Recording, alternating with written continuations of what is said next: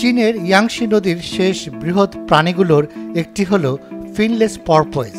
এটিকে নদীর ডলফিনও বলা হয়, যা আমাদের কাছে শুশুক বলে পরিচিত। প্রাণীটিকে বাঁচানোর শেষ চেষ্টা হিসেবে চীনে ইয়াংশি নদীর পাড় ধরে বিশাল অঞ্চলে মাছ ধরা এখন পুরোপুরি নিষিদ্ধ।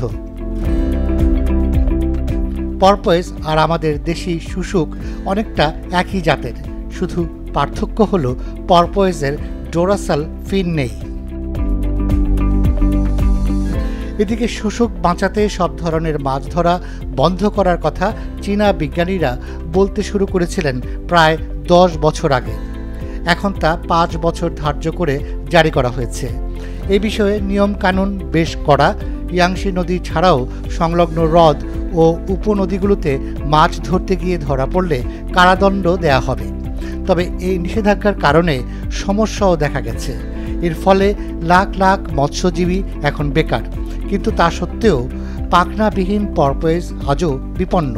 এরা পরপয়েজ পরিবারের প্রাচীনতম বংশধর, যারা এখনও জীবিত রয়েছে।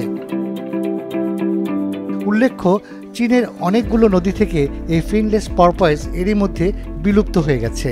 একসময় এশীয় অঞ্চলের নদীতে এই পরপয়েজ বা শুশুক ব্যাপকভাবে দেখা যেত। বাংলাদেশেও নদীতে শুশুক চোখে পড়ত অনেক, কিন্তু উদ্যোগ না থাকায় তাদের আর দেখা মিলে না। Rumi Noman, Daily Sun.